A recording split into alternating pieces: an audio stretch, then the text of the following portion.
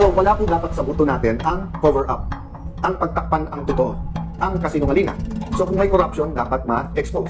Kung may pandaraya sa eleksyon, dapat ma-expose. Kung may mga pinatay, dapat managot yung mga pumatay. Ang issue ngayon, katotohanan. Democracy is also an issue, but the issue is truth. Do you want a Senate that will cover up the truth? So pinipilit ni Senator Erwin Tulfo na mag-hearing sa Monday, even if we know that yung nabogus, peke, hindi totoo yung kanilang session, so hindi rin totoo na acting Senate President si Win Gatchalian, at hindi rin siya totoong chairman ng Blue Ribbon Committee. Sabi sa akin ng media nung Thursday, Sir, anong ebidensya mo na ang Malacanang ay involved? Well, aside from sino pa ba pwede magpadala ng NBI ng 2 araw kung hindi Malacanang? As yung saan ba nag-meeting yung 11, di ba? O pangatlo, anong sabi nilang ebidensya? Ano sabi ni, di ba ang isda, sa bibig talaga nahuhuli? Ano sabi ni former Senate President Tito Soto? Ang naniniwala na kami ang majority at si Senator Win ang acting Senate President ay Malacanang House of Representatives. Okay, ikaw na nagsabi, Malacanang, kasama sa plano eh. Yun din ang sinabi ni Senator Win. Kaya nga sabi ko, mag-ingat si Senator Win, kasi maganda naman future niya. Huwag ka magpagamit sa Malacanang at dun sa mga kasamahan mo. Kahit may bigyan ka ng high position. I'll give you the advice that someone I really respect gave me, which is, receive, don't grab. So, etong mga kaganapan ng May 11-13, Malacanang ang may control din sa NBI, hindi sa amin. Tapos iwa-whitewash na pa para sabihin wala ang mga NBI sa loob ng Senado. Kailangan natin lumaban at kailangan natin umanap ng paraan para ipakita na hindi tayo papaya na muli pong ikulong ang ating demokrasya, na muling nakawin ang freedom ng bawat Pilipino. Praise God for this opportunity. Makasama kayo ngayong hapon na to. Magandang hapon po sa lahat ng ating kababayan sa Luzon, Visayas, Mindanao. Ating po mga kababayan abroad.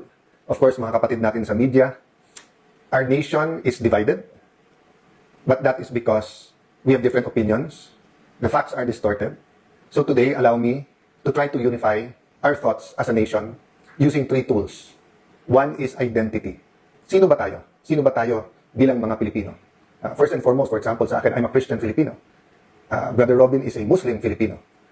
So we'll go so forth and so on, but we'll talk about identity. Number 2, we can debate on many things, but we shouldn't debate on principles. So let's talk about principles and the values attached on those principles. And third, let's talk about context. Diba? Napaka-importante po ng konteksto para naiintindihan natin ang ating nakaraan, kung saan tayo ngayon, at kung saan tayo papunta. Napaka-importante na yung nakaraan na makita natin kasi napakadaling sabihing never again, and yung nangyari again and again. Let's start po with common vision. Ano ba gusto natin sa Pilipinas? Yung iba po, pinasimple, a safe and comfortable life. But ito po, medyo mas mahaba. Pero ito po, preamble ng ating konstitusyon.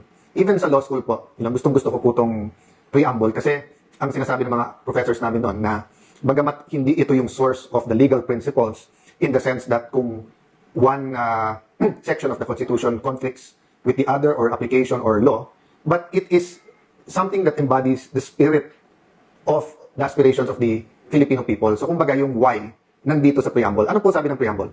We, the sovereign Filipino people, imploring the aid of Almighty God in order to build a just and humane society and establish a government that shall embody our ideals and aspirations, promote the common good, conserve and develop our patrimony, and secure to ourselves and our posterity the blessing of independence and democracy under the rule of law and a regime of truth, justice, freedom, love, equality, and peace. Do ordain and promulgate this Constitution. So, i-breakdown po natin to para tanungin natin sa ating sarili, lalo po yung mga kabataan ngayon, na maaari yung history ng Constitution na to ay mas buhay sa amin mga martial law babies in the sense that yung context. Pero I do know that the ideals, masasabi kong mas buhay sa inyo kasi kayong mga aktivista ngayon. So, let me first connect it with Jeremiah 29:11. Sabi sa Jeremiah 29:11, during the time na hirap po ang mga Hudyo sa kanilang pinagdadaanan, sa sunod-sunod na pag-uusig, struggles, sa pag-iisip na may Diyos pa ba tayo, inabandon na ba tayo, may pag-asa pa ba tayo. You know, many of the things they felt, many of our people are feeling, no? And I like Jeremiah because he's a prophet na kinikilala ng Hudyo, ng Kristiyano at ng Muslim. Sabi ni Propetang Jeremiah, "For I know the plans I have for you, declares the Lord. Plans to prosper you and not to harm you, plans to give you hope and a future." So yung aking kaibigan parating sinasabi yung hope and a future, magkasama po yon. So, tingnan natin, we the sovereign people, sovereign Filipino people. Ano po ibig sabihin ng we the sovereign Filipino people? Ibig po sabihin, ang problema ng Pilipino, kailangan harapin ng mga Pilipino. Ang gobyerno ng Pilipino, kailangan ang nasusunod mga Pilipino. Hindi pwede dito na yung ibang bansa, no matter how powerful, so dun sa nagsasabing pro-US sila, pwedeng maka-impluensya pero hindi pwedeng ang Estados Unidos ang nagdedesisyon para sa atin. Sabi naman ng iba, may mga pro-China. Hindi pwedeng ang China ang nagde-decide para sa mga Pilipino. Having said that, when you are a sovereign people, you decide, not because you're anti whatever other nation. Ako po, hindi ako anti any other nation. I am pro-Philippines. So I will decide based on 3 books. Yung rules ng Senate, yung Philippine Constitution, at ang Biblia. Yan po yung 3 libro na susundin ko. At walang conflict yan sa sovereignty. Ano po yung pangalawang nakalagay? Imploring the aid of Almighty God. Tayo po ay makadiyos na bansa. So regardless of faith, no? Bawal po na magkaroon ng official religion ang Pilipinas. Pero hindi po bawal ng ating mga religious leaders ay magbigay ng kanilang mga opinion, guidance, principles, values, no? Ang hinihingi ko lang po that it should all have a common denominator, which is the love for God and love for country, and not hate. Ang sabi po dito, in order to build a just and humane society, so we're here po to build. Dapat po nation building ang ating ginagawa. Ang nakalagay po dito, establish a government that shall embody our ideals and aspirations. Ang ibig po sabihin nun, meron po tayong values, meron po tayong ideals. For example, nasa ilalim po, the regime of truth. Isa pong ideal yon. So, wala po dapat sa buto natin ang cover-up, ang pagtakpan ang totoo, ang kasinungalingan. So, kung may corruption, dapat ma-expose. Kung may pandaraya sa eleksyon, dapat ma-expose. Kung may mga pinatay, dapat managot yung mga pumatay. So, I just want to emphasize one more thing, no? The blessings of independence and democracy. Ano po kayo kabaliktaran ng blessing? Curse po. So, meron pong curse ang dependence. So, even po, as we are today, hindi katulad ng panahon ng Kastila, panahon ng Hapon, panahon ng Amerikano, nasasabihin hindi tayo independent. But, pwedeng ang mga leaders natin ay maging hindi dependent. Pwedeng ang ating Pangulo ay makinig sa isang bansa lang. Pwedeng ang Senado ay maging kasangkapan ng Malacanang imbis na maging independent. So, pagka-independent, may blessing. Pag ito po ay naging puppet at may puppet master, curse na po ito. Ganun din po ang democracy. And later, I will talk about the dangers to our democracy. Ang democracy po, ang ibig po sabihin yan, tayo representative democracy. So we exercise our democratic rights individually by voting. There are other manners of exercising our democracy. For example, free speech, demonstrations, rallies, pagpo-post sa Facebook, paggamit ng social media.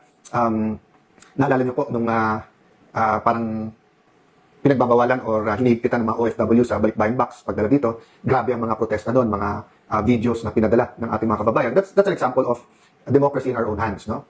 Having said that, we usually exercise democracy to our representatives, our mga bukal natin, mga kagawad sa barangay, ang ating mga kongresista, ang ating mga senador.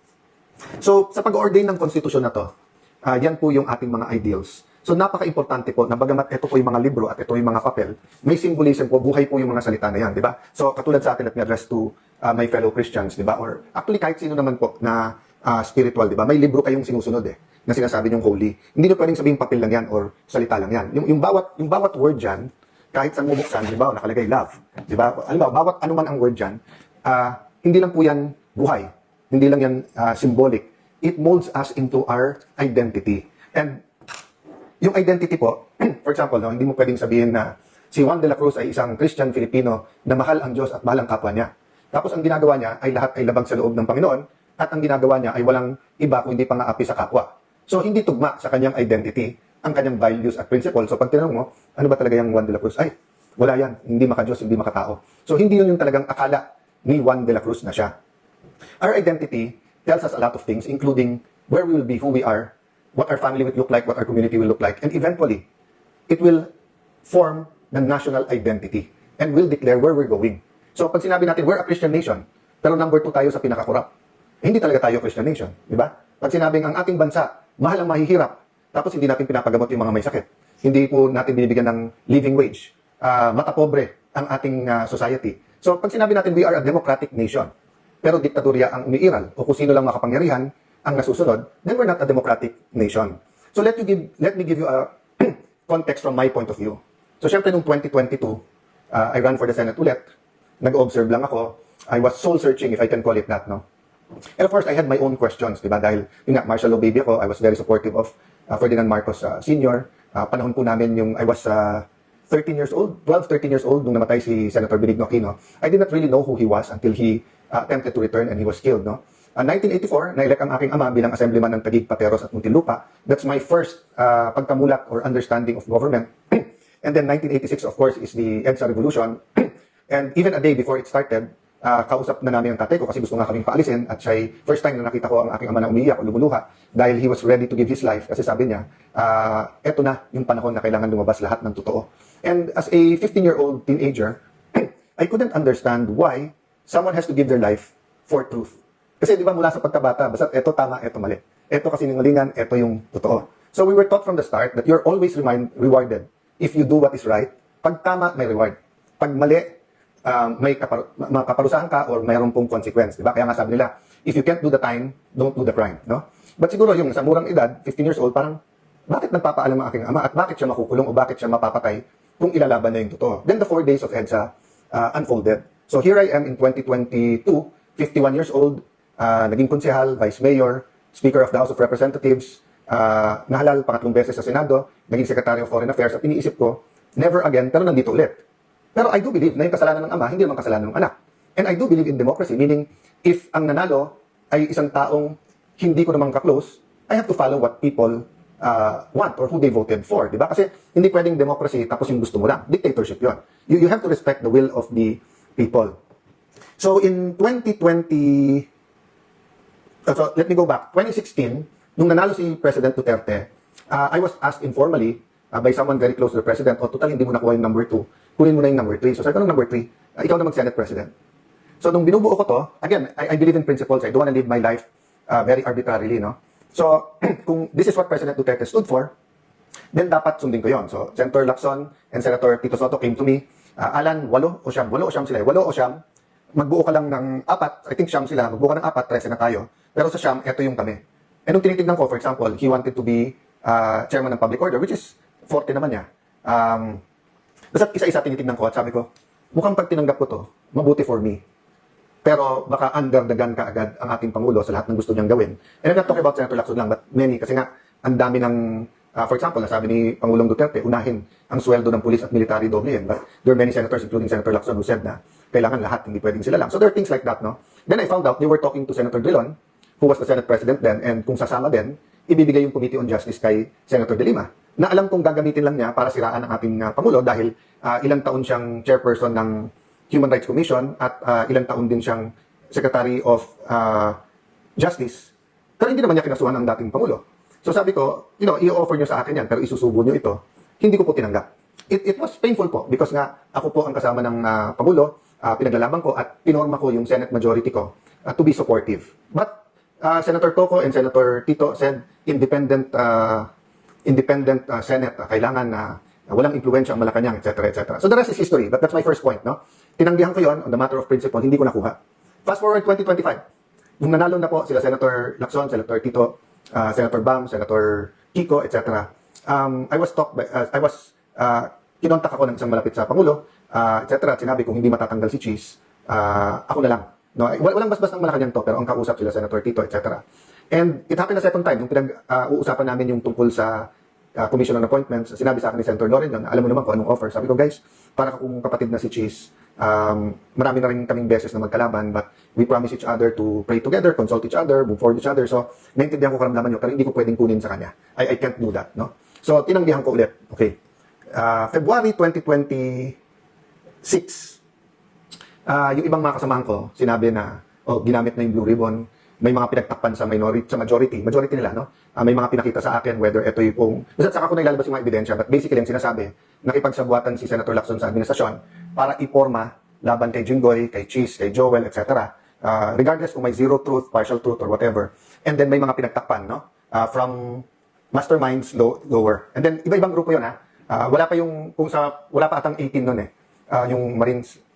So, ang inudyukan namin nun ay si Senator Loren. So again, wala naman nagsabing dapat ako, binigay ko sa kanya. Tapos nag-usap kami, sabi niya, Alan, sana tayong dalawa, no? But kaming dalawa, meaning mag-sharing din kami. So, when we were going to execute, dahil may 14 na kami, biglang may mga tumawag at doon po nag-umpisa. Doon ko nalaman na negotiable pala yung mga kaso nila.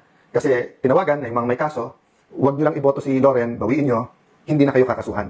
At yung isa doon, na-witness ko mismo dahil sa harap ko, tinawagan yung isang high official at narinig ko yung pinag-usapan. So, we stopped there kasi nga may isa naman, wala naman siyang kaso yung kinikwento ko sa inyo. Pero nagulat ako, takot na takot, no? And isang dahilan takot, minsan medyo napitik din siya na baka banggitin ang pangalan niya, although he swears wala naman siya. At doon ko nga nakita na grabe ang leeway ni Senator Lacson na, kasi may sinabi Senator Lacson doon na parang, hindi, kausapin natin yung mga namamahala kasi yung witness na yan ay hindi credible. Pero pagdating kay Joel Villanueva, pagdating kay Jinggoy, pagdating kay Cheese, credible naman yung, well, wala si Cheese ata sa witness na yon, no? Pero doon sa dalawa, or at least kay Senator Joel yung witness na, yung particular witness na yon. So what happened is sometime March, I went to see two people. No, one is someone not in government, very close to the president, and the other one is very, very high official. Basically, ang sinabi ko, sumunod yung mga kasama ko, hindi naman inelect si Senator Loren, kami tatlo lang ang gusto namin. One, tutukan yung ekonomiya ng ating bansa kasi kahit na hindi inaamin ng Malacanang, no? Not exactly in these words, no? But basically, it took some time for Malacanang to admit that there's a crisis. And they didn't create a crisis. The crisis came from the US, Iran, and Israel conflict. No? But it took in denial for the first 2 weeks ang Malacanang. Samantalang every other government in ASEAN, around the world, in Asia, were already pinoporma na nila yung mga contingency plans. Diba? That's why nga, nag-file ako, pero sinabi nila Senator Tito, SP, wag lagyan ng ilang days yung contingency plan ng Malacanang, and then afterwards yung Protect Committee, ako at mga staff ko nag-draft noon para nga may pressure sa Malacanang na to deal with the economic. Okay, pangalawa, sinasabi nila importante impeachment, and sabi na hindi namin papangako boto namin kasi nga we have to do it sa ebidensya. So parang ang tanong sa amin, so you will allow na lumabas yung ebidensya? Sabi, of course, that's part of our job. Eh, hindi namin job ay i-convict o kaya i-acquit na mag-a-act kami as prosecutors or as defense lawyers. Ang trabaho namin mag-judge, no? And then, syempre, may magtatanong sa Blue Ribbon. Sabi namin, wala kaming specific target except yung katotohanan. Meaning, there has to be a way that the Blue Ribbon will not be used as a tool laban lang sa kalaban ng mga administrasyon, then mapagtakpan yung totoo. Of course, at that time, hindi ko pa alam yung main allegations regarding certain Malacanang personalities and going all the way to the top. Of course, marami ng yung Cabral files, yung by March ba, I think nandun na yung Marines, and then also yung Bersamin files. Basta marami yan, no? So, basically, ang message ko was, malabo namang makabuo kami, pero it's always possible. So, ang pinapaabot lang namin sa Malacanang ay hindi na po feasible yung Tito Soto, Risa Hontiveros, Kiko Pangilinan, Lacson Group of 4, Gang of 4, na pagpapatakbo ng Senado because it wasn't productive anymore. Panay 2028 lang ang issue, tapos maraming pinagtatakpan, tapos hindi nakatutok sa pangangailangan ng tao. They didn't listen to me. So on May 11, we got the majority. Okay? Hindi namin alam na si Senator Soto mismo, si SP, nagpapasok ng mga NBI at mahigit na 20 ahente nakakalat na sa buong Senate. That's never happened before. They've always coordinated, stayed in one place, and then talked kung paano. Parang kay Senator Jinggoy, napakaayos. Actually, it would have been better kung pinayagan nila ako escort sa labas. But nakita nyo maayos. So yung May 11, in hindsight makikita nyo na po mga kababayan na May 11, set up nila yon.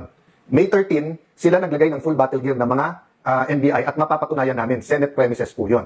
So, ang point ko po, sila yung nanggulo, yung 11, kakampi ang Malacanang, kakampi po ang NBI, tapos pinapalabas, ako at kami ang magulo. Clear na yon, hindsight even yung walkout, nung sila nag-walkout, 12, wala daw quorum. Nung nagka-12 sila, meron na biglang quorum. Nung sinabi nila, gusto lang nila magtrabaho, di ba? Nakita nyo naman po, hindi man lang nagbigay ng mga pangalan, sila, doon sa mga committee. So, paano nila sasabihin gusto nila magtrabaho? Tapos nakita nyo, nung sinabi nila si Senator Win ay acting Senate President, unang issuance, work from home.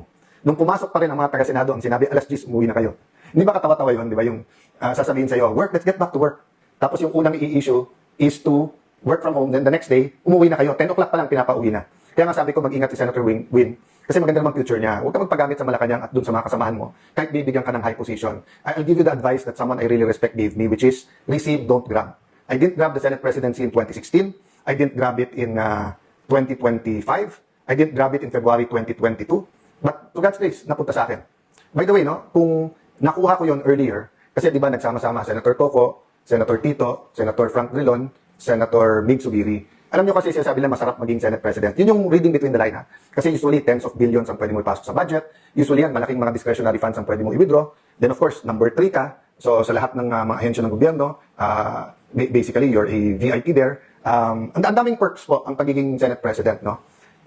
So when the 4 of them says na, Alan, bumitiw ka na lang, huwag kang kumapit sa posisyon, no? First and foremost, nagulat ako na these personalities, especially Senator Drilon and Senator Coco, who were staunch anti-Marcos personalities, suddenly Marcos na rin, no? I'll go to that later, but what's my point? Sila na-enjoy nila lahat yan.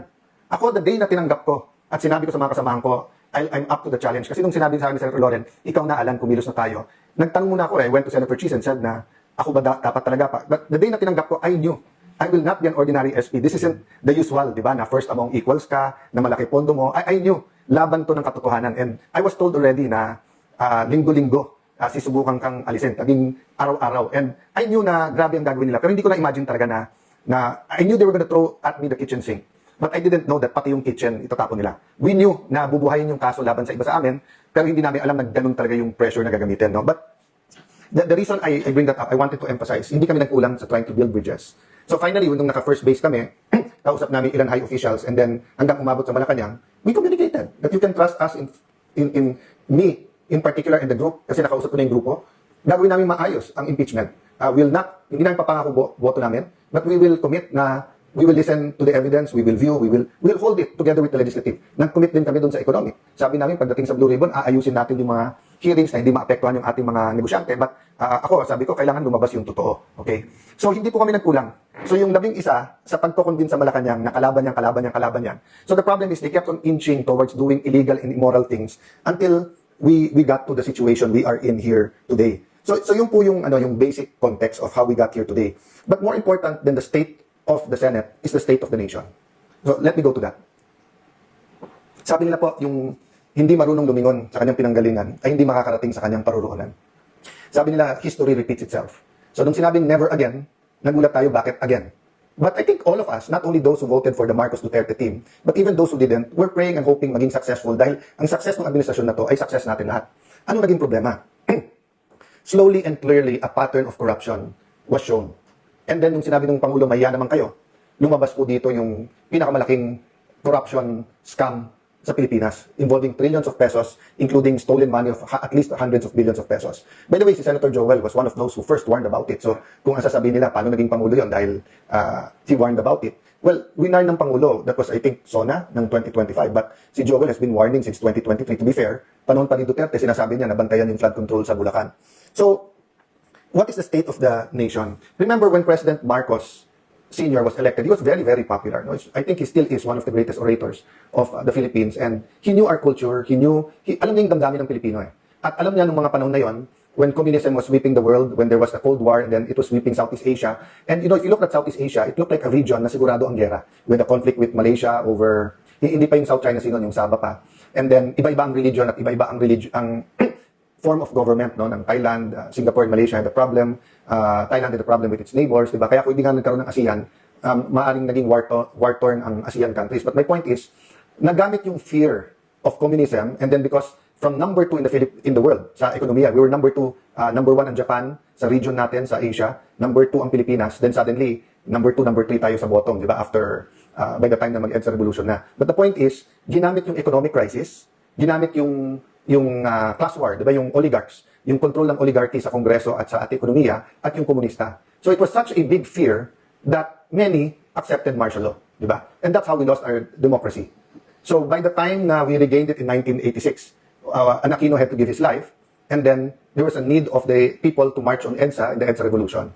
So fast forward, EDSA 1, EDSA 2, EDSA 3, iba-ibang stories, but we continued to fight corruption, and there were different kinds of abuses. But what's happening now?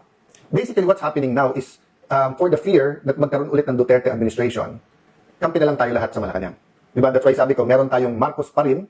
These are the loyalists from the start. And of course, the Dutertes and Marcos ran together in 2022. But you've always had those who continue the legacy of President Cory Aquino and one of our country's heroes, Senator Benigno Aquino. Yung, whether you call them Dilaw, whether you call them, yung halo-halo, yung Laban, PDP Laban, all these political parties, Dilaw tapos naging pink because nga nagkaroon ng mga issues during the Duterte time, no? Pero nagulat nga ako na gumising tayo isang araw, dalawa yung kampo.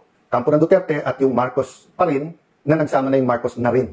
And nagulat ako because even the extreme left, even some of the extreme right, yung mga fascista at saka yung ibang mga katulad ni Senator Lacson na more rightist ang ideology and then yung leftist ang ideology, yung dalawang faction nga nagkasundo eh. Mas mabuti yung mas extreme or yung affirmist kasi kahit papano nagkri-criticize din. But yung grupo nila Risa, Ontiveros, nila Ronald Llamas, talagang puring-puri na sa Marcos administration, no? So naging Marcos na rin. So nagulat din ako, people like Senator Drilon, people like Senator Coco, because Senator Coco may tampo sa mga Duterte.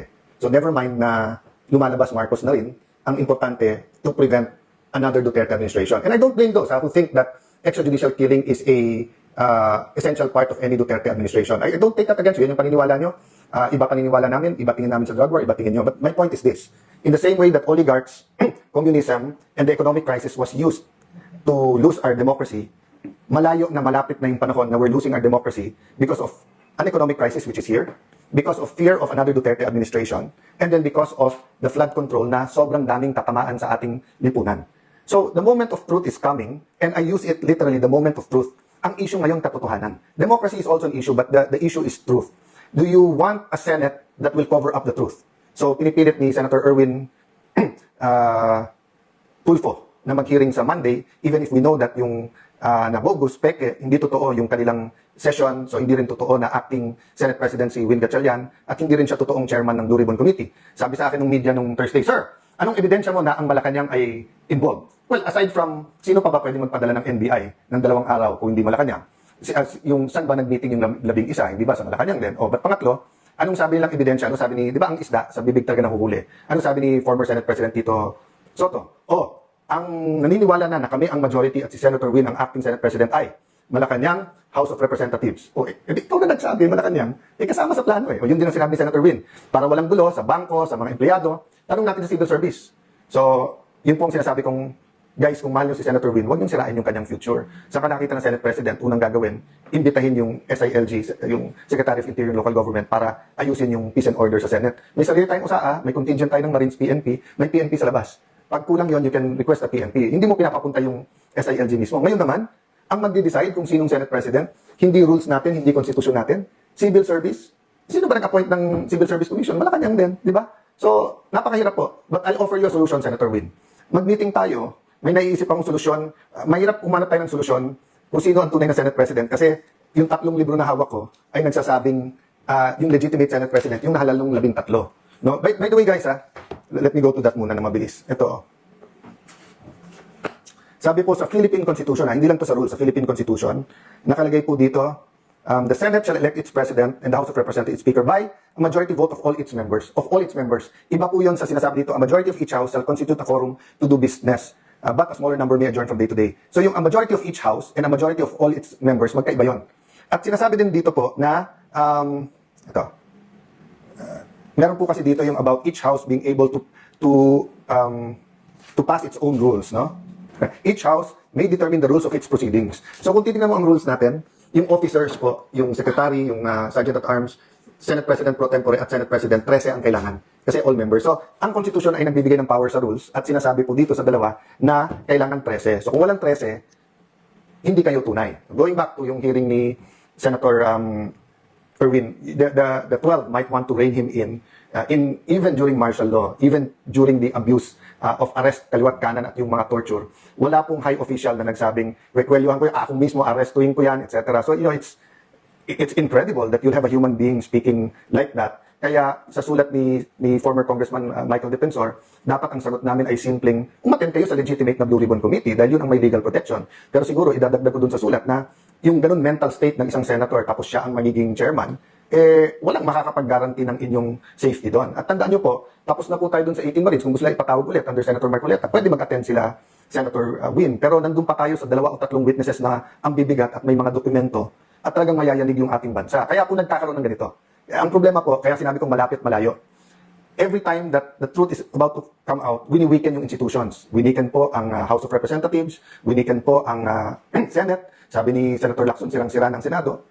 Ikaw naman sumira sa Senado through false testimony witness using the Blue Ribbon laban sa ating mga kasama. So, etong mga kaganapan ng May 11-13, Malacanang ang may control dyan sa NBI, hindi sa amin. Tapos iwa-whitewash nyo pa para sabihin wala ang mga NBI sa loob ng Senado. So, tama yung sinabi ni Senator Gringo. Pag armado ka at dapat nandung ka, wala ka doon at nandung ka, bakit papagalitan mo yung reaction? So, he was talking about yung mga panahon ng kudeta. So, kung may mga sundalo sa labas ng Malacanang, natural na magwa-warning shot ang mga taga-Malacanang, paalisin ka. So, ginulpi na nila ang isang taga-USAA, hinabol nila ang isang senador sa loob ng Senado. So, natural, nung pinaligiran nila ang Senado at they crossed over from GSIS into the Senate na naka-full battle gear, natural na magkakaroon ng warning shot. And then, ang sisisihin kami, hindi yung nanggugulo. So, the point is, these hearings, you had your chance to have hearings. Ilang buwan naman kayo hindi nag-hearing, di ba? So, siguro, ang haba na ng sinabi ko, my point is, mga kababayan, who are we as Filipinos? So, I had to think about my role. Komportable ako sa pagsa-soul search ko, sa role ko po in transforming the nation, sa role ko po bilang isang Kristiyanong may pinaglalaban. Komportable po ako, quiet life with family, building our city. Pero nung tinawag ako, step up, be with the senators, be our leader. I have to say yes. Kasi yun yung role na binibigay sa akin. I knew I wouldn't enjoy the perks. I knew na baka ikasuhan muna, kulong, intimidate, offer. But kailangan ko lakas ang loob ko eh. I have to put my whole faith in God. Today, day by day lang ako nabubuhay. Day by day, Lord, anong pinapagawa mo sa akin? So, dun sa mga nagpe-pray for us, pati mga nag-open letter, I don't get offended. Tama yung sinabi nyo. Ang prayer ko should be, Lord, saan mo ako gusto at anong dapat kong gawin? So, I'll stop there, but you also have to ask yourself that question. Whether you're a doctor, you're a lawyer, you're a soldier, wala kang trabaho, barangay tanod, anong role mo? Definitely to pray. Pero ano sa pagkikilos? Pagpo-post, pagpropotesta, pagpapanood, kung ano nangyayari, let your voice be heard. Yung IBP, ngayon, nagsasalita pa isa-isa yung mga abogado. I mean, ang daming issues sa quorum, etc. But in electing the officers, kahit basta't marunong magbasa, majority of all the members, di ba? Kaya nga sabi ng Malacanang, nire-review pa rin ang Constitution. Ang problema, they're bending the law and they're bending the Constitution, which is weakening institutions. At kaya nga tayo napunta sa dictatorya during that time. So in one sense, malapit na tayo because we keep trying to hide the truth. Okay, ulitin ko in one sense, malapit na po tayo kasi ilang institusyon na ang binaboy natin Nandun na tayo sa Senado And then, lahat ginagawa, hindi lumabas yung totoo. In the other sense, malayo pa. Kasi wala pa namang official declaration, etc. etc. Pero nagsusimula na Basta ikaw ay kalaban, actually matagal nagsimula basta ikaw kalaban ay kulong ka. Pero bailable yun Ngayon yung non-bailable na ginagawa. At ang masama, dati, lumalaban yung institusyon. So nung pinadlock ang Senado, nagkaisa lahat ng senador, at least more or less, na huwag nyo ipadlock yung Senado. Ngayon kasi, kapwa senador pa ang kumakampi sa Malacanang. Diba? That's why, hindi ko na sinasagot isa-isa Kasi nga, team cover up between team ilabas yung totoo. Team independent versus yung team na ang Senado dapat kontrolado ng Malacanang. O sasabihin na, di, kasi kay Tito Soto or kay Wing Gatchalian, maayos yung Senate. Maayos nga yung Senate, kasi hindi nyo nilalabas yung totoo, tapos nandun kayo sa ilalim ng Malacanang. So, I continue to offer Malacanang a partnership, but, check and balances tayo, So, weekend, Sunday time to think. So, wala namang problema, filean ako ng kaso. But for example, yung Tindig Pilipinas Kiko legacy ni President Cory Aquino is democracy.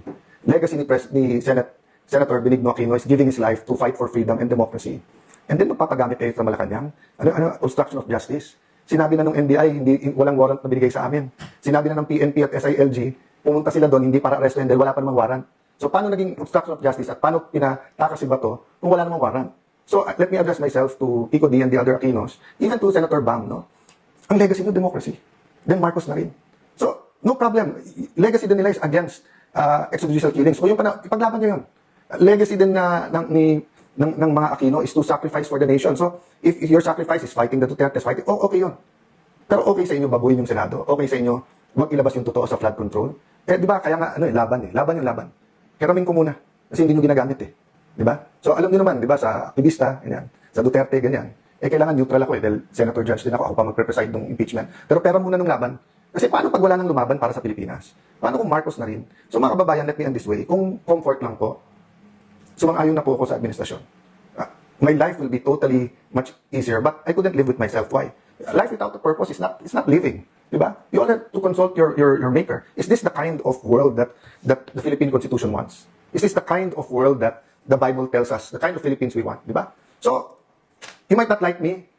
You might not agree with my politics. I'm not perfect. Some of you might not even trust me. And if I'm wrong, then tama feelings nyo. But what if I'm right? How many of us didn't listen to the science in 1970s? And what happened for 20 years? So what if I'm wrong now? You don't have to like me. My stay as Senate President is limited. But every day that I'm here, laban po tayo. So hindi natin kalaban ng Malacanang. Pero kalaban natin kasinungalingan. Kalaban natin yung nagpupunit ng pahinga ng konstitusyon. So mga kababayan, tonight, tomorrow, let's say a prayer. But let's ask ourselves, who are we? Anong identity natin? Paano natin maitutuloy yung laban? Hindi pwedeng everyday may bagong issue na lang. Issue May 11, habulin si Bato. Issue May 13, NBI attack the Senate o hindi. Issue ng walkout, 12 kayo, okay. Nung kami hindi dumating, 12 kayo, okay. Tapos, para hindi mapag-usapan yung testimony ng 18 Marines, magme-meltdown, magbabalistik si Erwin Tulfo. Tapos, para yun ang news. Tapos bukas, tatakutin lahat ng mga empleyado ng Senado na bibit-bitin, kakasuhan. Ulitin ko yung sinabi ko sa media, lahat ng kapangyarihan nasa kanila. Ang nasa aming katotohanan. But despite that, I'm willing to tonight and tomorrow, we'll be thinking of a way. Paano po hindi maipit ang mga empleyado? Paano po na yung mga bangko masunod ng tama? Anong tamang legal remedies natin? On that aspect, we can talk and find a way. Pero when it comes to truth, ibabalik ko ngayon sa majority yon. You really believe what you're preaching about the flood control? You really believe na after putting to jail some to get the quorum, they won't put more in jail to get... Gagawin kasi 18 na lang ang senador para 12 convicted na. At pagkatapos nun, manipulate na naman yung numero at saka yung konstitusyon para palitan yung konstitusyon. Again, if I'm wrong, then baliwalayin nyo lahat ng sinabi ko. I'm just one other politician telling you garbage. But if I'm correct, and I hope that I am not correct, then we have to put faith into our actions. Kailangan natin lumaban at kailangan natin humanap ng paraan para ipakita na hindi tayo papayag na muli pong ikulong ang ating demokrasya, na muling nakawin ang freedom ng bawat Pilipino. God bless you. God bless the Philippines.